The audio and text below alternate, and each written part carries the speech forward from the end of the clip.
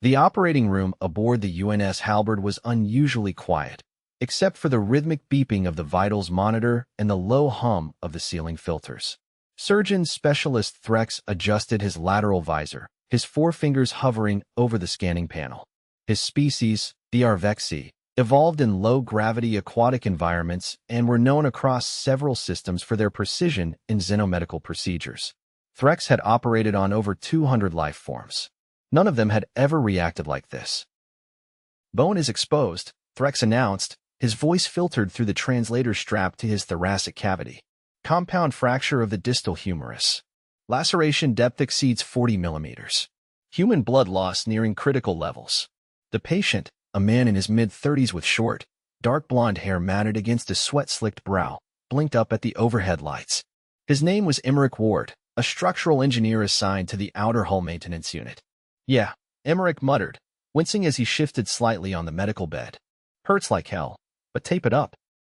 "I'm good." Threx froze. "Repeat that." "I said tape it up." "I'm good." "You are not good." Threx turned to the nurse, a pale-skinned humanoid from Tarsus V, and gestured for a second scan. "You have a bone protruding from your arm, Emmerick Ward. Ligament damage. Nerve exposure. This is not a tape-it-up scenario." Despite the pain, Emmerick chuckled weakly. "I've had worse. Once fell off a grain silo back home in Nebraska, landed on a harrow plow. Took 2 months to fix my leg. It's just an arm." Threx ran the scan again. The fracture was clean, but the displacement had compromised surrounding tissue. He turned back to Emmerick. "You attempted to repair a hull breach. Alone. Protocol said wait for backup. But the breach was expanding. I figured I could weld the seam shut before it hit the oxygen tanks. And instead you slipped and collided with a carbon strut." "Yup." Threx exhaled through his filtration valves. "This is not bravery. This is reckless disregard for your anatomy. Tell that to the tanks I just saved." Despite the absurdity of the exchange, Threx prepared the surgical tools. He injected a local anesthetic and informed Emmerick that he would require internal fixation, likely with titanium rods. The human nodded and closed his eyes. The procedure took 3 hours. By the end, Emmerick was pale, exhausted, and borderline hypothermic. Threx applied a thermal blanket and adjusted the bed's angle. "You will not move this arm for 6 weeks," he stated firmly. Emmerick gave a weary nod. "Understood." Threx logged the case into the medical database, noting in the remarks, "Subject exhibits alarming tolerance to pain and dismissive attitude toward severe injury. Recommend psychological evaluation." 2 weeks later, Emmerick was back at the engineering station, his arm in a sling. He wasn't performing repairs, just supervising diagnostics. Still, it was earlier than Threx had approved. The Arvexi surgeon found him leaning over a console, issuing commands to a repair drone. "You are in violation of your recovery protocol," Threx said. Emmerick didn't look up. "I'm not lifting anything. Just telling the bots what to do. You were advised to rest." "I did. For 2 weeks. I'm itching to work." "You ever sit still for that long?" "My species hibernates in 20-day cycles." "Then you don't get it." Threx paused. "Your body is still vulnerable." "I know. I'm being careful." Despite Threx's objections, Emmerick continued light-duty work. His persistence was frustrating, but also oddly consistent with other human patients Threx had seen. They recovered at inconsistent rates, often defying medical logic, driven more by willpower and stubbornness than biology. 6 weeks passed. Emmerick's arm regained most of its mobility. Physical therapy sessions were grueling, but he showed up for each one, jaw clenched, sweat pouring down his temple. Threx monitored the progress with a mixture of professional satisfaction and mild exasperation. Then the next incident happened. A hull tremor rocked the ship during a routine asteroid field maneuver. One of the maintenance drones malfunctioned and released a pressurized canister into the corridor. Emmerick, heading to the hydroponics bay, was caught in the blast radius.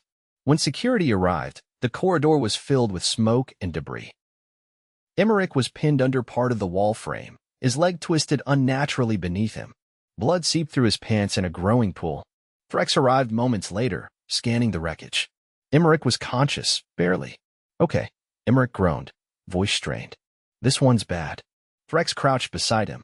"You do not say." I think my femur's broken." "I would agree." Emmerick hissed as Threx injected a stabilizer into his thigh. "I can't feel my toes. Likely nerve compression." "Do not speak." It took a full team to extricate Emmerick, and an emergency operation followed. This time, the injury was more severe. The femur was shattered in 2 places, with bone fragments threatening the femoral artery. Threx operated with intense focus, aware that a mistake could cost Emmerick his leg or his life. When the procedure was over, Emmerick remained unconscious for several hours. His vitals held steady, but Threx stayed by his side, reviewing the scans again and again. 3 days later, Emmerick awoke groggy and pale. "You were lucky," Threx informed him. "A fracture like that on my species would result in permanent disability." "Hurts like hell," Emmerick whispered. "As it should. How long am I out this time?" "Minimum 12 weeks before you place weight on it. Full recovery could take 6 months. Emmerick sighed. "That's gonna drive me nuts." "Good. Perhaps it will dissuade you from wrestling structural panels with your bare limbs." Later that week, the ship's captain, a stern woman named Commander Vale, called Threx into her office. "This is the second major injury Emmerick has sustained on your watch," she said. "I need to know." "He is not reckless by nature," Threx interrupted. "But his risk assessment is flawed." Vale steepled her fingers. "Do you think we should ground him permanently?" Threx considered. "He is valuable, but his compulsion to act without regard for his condition may require behavioral intervention." "Psyche Val?" "Yes." Emmerick was less than thrilled about the evaluation. "I'm not crazy," he protested. "No one said you were," Vale replied. "But you nearly lost your leg." "Yeah. And I saved the hydroponics system from depressurizing. You also almost bled out in a corridor." Emmerick's jaw tightened. "I just do what needs doing." Threx watched the exchange silently. Later, during the evaluation, the psychologist in Androsian named Celine asked Emmerick why he took such risks. Emmerick shrugged.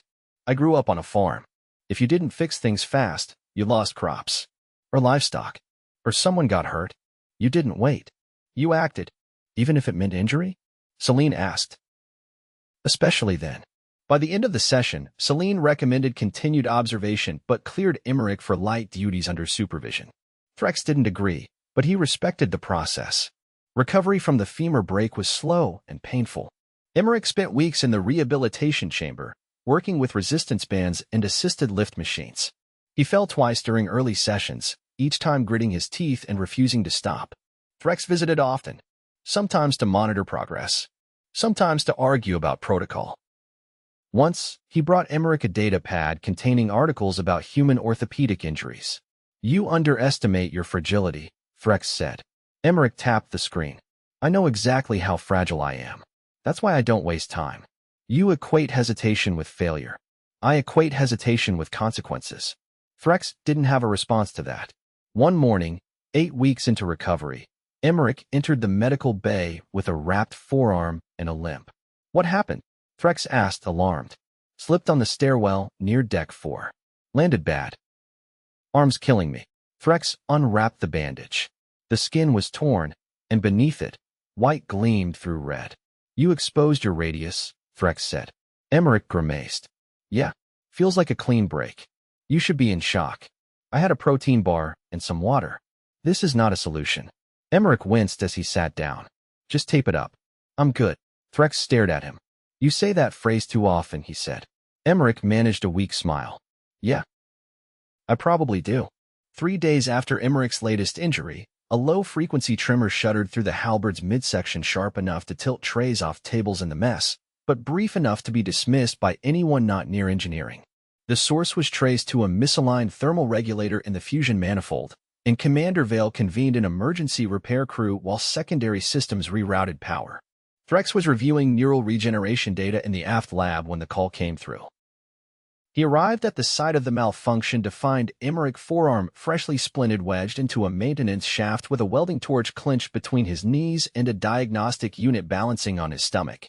"You are not authorized to enter confined zones under mobility restriction," Threx said, leaning into the narrow access port.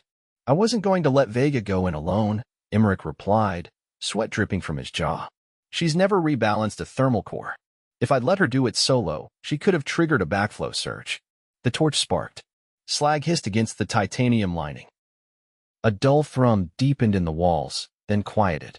"How many degrees did you adjust the manifold angle?" Threx asked. 4.6. Took pressure off the inner coil. Should stabilize the chamber. Your splint is soaked through. Yeah, I noticed. You are bleeding again. Only a little. Threx stared down the shaft. You are infuriating. I'm aware. The torch clicked off. Emmerick inched backward, dragging the diagnostic unit with his good hand, wincing as he maneuvered past a support beam. Threx caught him under the shoulder and pulled him into the corridor with one arm. Back in the med bay, Threx removed the splint and scanned the forearm. The fracture line had widened by 3 millimeters. Blood had seeped into the gauze wrap, saturating the fibers. You have compromised the setting. I must reset the bone manually. Don't sugarcoat it. I lack sugar. As expected, Threx injected a fresh anesthetic and began the procedure. The bone clicked back into alignment with a hollow pop. Emmerick flinched but didn't cry out. You require supervision, Threx said while applying a new brace. If you cannot self-regulate, then you must be regulated. That's not going to fly with command. Command does not dictate medical necessity. I'm not trying to be difficult. You are succeeding anyway. That night, Threx submitted a formal request to reassign Emmerick to a controlled environment. Commander Vale replied within hours. The request was denied. Too short-staffed, she said during their next meeting. Until the next phase of crew rotation, we make do. You are compromising his recovery. I'm compromising everything. Welcome to command. By the following cycle, Emmerick had been reassigned to orbital relay calibration. It was considered low risk, seated work, minimal movement, mostly sensor tuning. He lasted one afternoon before the chair's armrest began digging into his cast. Instead of asking for a new seat, he detached the armrest entirely using a multi-tool and wedged a foam pad in its place. When Threx found out, he stared at the altered chair for a long moment. You modified standard equipment. I improved it. You cannibalized a functional unit. It was bruising my triceps. You could have requested a replacement. That takes 3 days. This took 9 minutes. You are not an engineer of furniture. I was trained in structural dynamics. It applies. You altered equipment without clearance. I'll put the armrest back. You will not. You will file a requisition for ergonomic review. Then we're back to 3 days. Threx walked away before his breathing filters overloaded.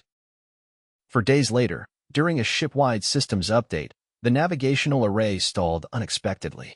The helm locked at a 7-degree pitch, throwing the ship's posture off balance and triggering a sequence of course corrections that nearly grazed a debris cluster. Technicians traced the issue to a corrupted code strand in the calibration matrix. By the time the programming team arrived, Emmerick had already located the corrupted iteration and isolated it. You are not certified in NAV algorithms, Threx said when he arrived. I didn't touch the code.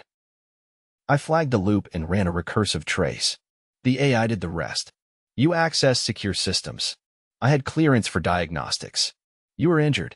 I used voice commands. You were not authorized to modify ship trajectory. I didn't. I prevented a collision. You are inventing loopholes. Or just filling them. You are impossible. Yet here I am. That evening, Threx received an invitation to observe a crew briefing. He rarely attended unless someone was hemorrhaging, but this one was flagged as behavioral systems integration. He arrived to find Emmerick standing in front of a projection panel, gesturing to a schematic of the Halberd's interlock systems. I'm not here to rehash procedure, Emmerick said. I'm here because duct taping protocol over every emergency doesn't always work. Sometimes, we need to adapt on the fly. That doesn't mean throwing caution out the airlock, it means knowing when to bend instead of break. Literally and figuratively. Threx folded his arms, unimpressed. After the briefing, he approached Emmerick by the exit. You are formalizing your insubordination. I'm trying to teach people how not to die when things go sideways. By encouraging improvisation? By encouraging competence. You are elevating recklessness to doctrine. I'm offering alternatives to paralysis. You are not a doctor. Neither are you, by human standards. Your body continues to deteriorate. My mind doesn't. You are delaying your own recovery. I'm maximizing utility. You are going to break something irreplaceable. I've already done that. Twice. 2 days later, a civilian transport docked with the Halberd carrying resupply crates and one unexpected passenger, Dr. Halima Saeed, a trauma specialist from Earth's Orbital Minette Division. She had been rerouted after a medical emergency on a nearby freighter was resolved ahead of schedule.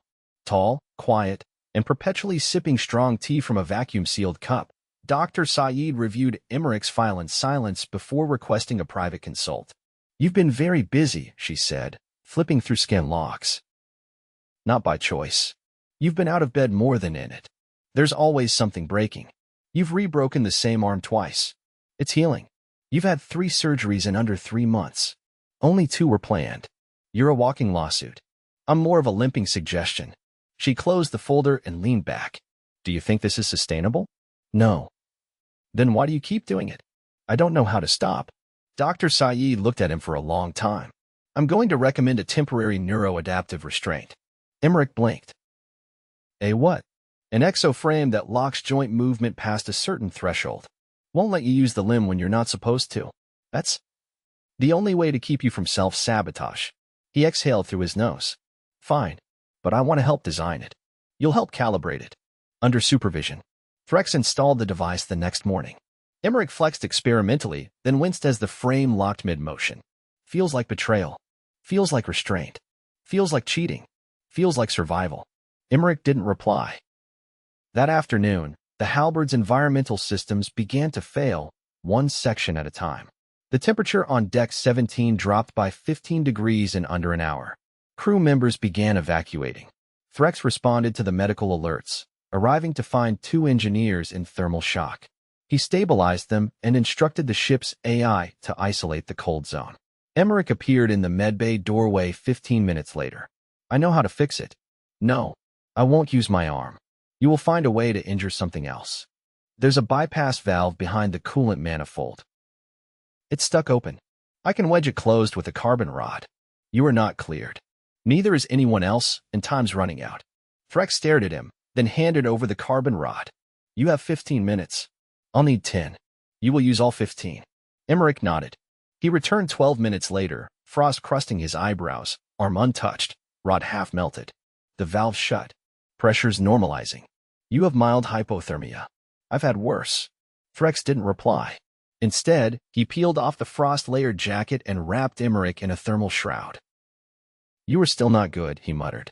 Emmerick closed his eyes. Getting there. 3 weeks after the environmental systems scare, Emmerick's exoframe was collecting dust in a storage locker. Not because he'd defied orders, it had done its job. He'd followed protocols. He hadn't dislodged a single bone since it was attached. But the restraint had triggered a stubborn inflammation in his shoulder joint, identified during a routine scan. Dr. Saeed reviewed the imaging and authorized its removal with a single caveat. Any subsequent injury would result in immediate medical grounding, no exceptions. That includes stubbed toes, she said without looking up from her clipboard. Technically, that's podiatry, Emmerick replied. Technically, you're insufferable, she muttered. By mid-cycle, the Halberd was en route to the Zayan periphery to deliver comms arrays to a newly terraformed outpost. The ship's rotation entered a quiet phase.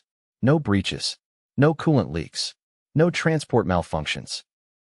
For the first time in months, Threx had a full day without treating someone for blunt force trauma. He used the lull to recalibrate the dermal regenerator, and for a span of 6 hours, he allowed himself the illusion of progress. Then the klaxon blared across the medbay. Unscheduled landing pod incoming. External sensors detect erratic trajectory, the ship AI reported.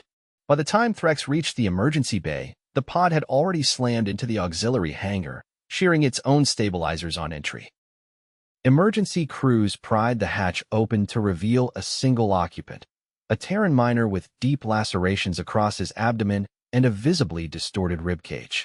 The man was unconscious but breathing. Barely. Emmerick was already there, kneeling beside the wreckage, using a stripped insulation panel as a makeshift barrier between the miner's torso and a jagged metal shard. His fingers were slick with blood. He's got internal bleeding, Emmerick said. Left side. Probably spleen. He was braced against the seat wall when the pod twisted.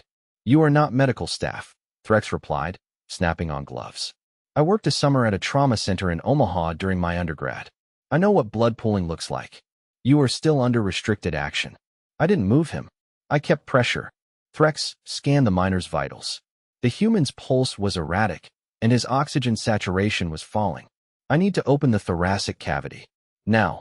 The surgery table in the med bay was prepped in under 2 minutes. Threx sliced through the miner's suit with a cauterizer, peeling back the layers until the rib cage was exposed. A jagged rib fragment had pierced the lower lung. Blood filled the pleural space, collapsing the lung halfway. Clamp, Threx ordered. Dr. Saeed handed him a vascular compressor. Blood sprayed across the tray. The miner's heart rate dropped to near flatline. Threx reached into the cavity and manually pressed the lung tissue away from the puncture. The monitor screamed. He injected a coagulant mist directly into the chamber. The bleeding slowed. Respiratory stimulator. Pulse returning, said Dr. Saeed. Threx sealed the tear with a polymer mesh and began closing the incision. The miner stabilized within the hour. Later, in the observation room, Emmerick leaned against the glass, watching the patient sleep. You saved him, he said. He is stabilized. Not saved. Still. That was surgical ballet. You were reckless. I didn't touch him. You inserted yourself into a high-risk contamination zone before clearance was granted. I wore gloves. You used a wall panel as a trauma shield. It worked. You continue to act outside your defined role. I'm not trying to be a hero. I just see the gap and step in. Sometimes gaps exist for a reason. Sometimes, yeah. But when they don't, I fill them. Threx didn't respond. 2 days later, the Halberd docked with the outpost and offloaded the comms arrays.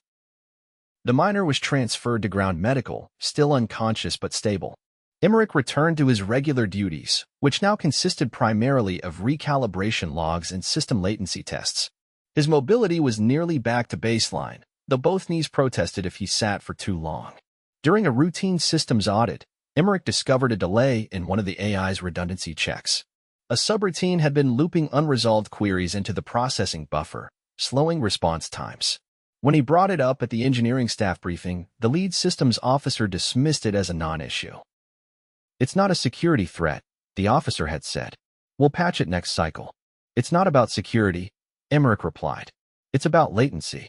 If we get a real hazard alert, the delay could mean seconds we don't have. Protocol says non-critical glitches go through Tier 3 review. Protocol's going to get someone hurt. Later that afternoon, Threx found Emmerick in the diagnostics cluster, hands buried in a tangle of conduit fibers. You are not a systems technician. I'm not altering the code. Just isolating the loop. You are actively violating a command directive. I'm not touching anything critical. I'm just mapping the call stack. You are drawn to instability like a moth to plasma flame. Somebody has to be. Otherwise, the flame wins. Threx crossed his arms. You are aware this behavior is unsustainable? I don't do it forever. Just until someone else can. You are not built to carry the weight you seek. I'm not seeking it. I just refuse to ignore it. A low chime interrupted them. The AI's voice filtered through the intercom. System latency reduced by 18% in Diagnostics Cluster B. Query resolution speed restored to standard thresholds. Emmerick leaned back and wiped his forehead with a sleeve. See? No harm done. Threx stared at him for a long time. You are either an evolutionary anomaly or a statistical inevitability. I'll take either. The following week passed without incident. Emmerick adhered to every safety protocol, submitted all activity logs, and even started using a risk support during console work. Threx, noticing the absence of chaos, began to suspect a latent fever. But Emmerick was fine. By the end of the week, Commander Vale called both him and Threx into the command briefing room. I've reviewed the incident records, she said, including the unauthorized diagnostics access and the emergency intervention in the hangar. Threx stepped forward. His behavior remains unpredictable. He's also saved 2 lives in the last month, Vale said. Emmerick said nothing. I'm not here to reprimand either of you, Vale continued. But I'm also not here to reward recklessness. So here's what we're doing. Effective immediately, Emmerick is assigned to the Rapid Response Diagnostic Team. Officially, that means when chaos breaks out, he's cleared to engage under supervision. Threx looked skeptical. You are legitimizing his insubordination. I'm channeling it. Emmerick didn't react. I'm not signing off on this, Threx said. You don't have to, Vale replied. It's my ship. Afterward, Emmerick and Threx walked the corridor in silence. You're not happy about this, Emmerick said. I am not certain what I feel. You think this is going to end badly. I think you will continue to damage yourself in pursuit of others. I'm trying to minimize damage. To others, not to yourself. They reached the lift. Emmerick pressed the call button. If I'm going to break something, he said, I'd rather it be me than somebody less prepared. That is not noble. That is unsustainable. I know. The lift opened. Neither of them moved. Threx looked at him. You will not stop. No. Then at least allow coordination. Emmerick turned. You want to help? I want to reduce the number of surgeries I perform on your anatomy. Fair enough. They stepped into the lift together. By the next rotation, Emmerick had an official emergency badge. Threx had a standing override on his medical access logs, and the Halberd had, for once, a protocol both of them could live with. Nothing exploded. No one bled. For a time, that was enough.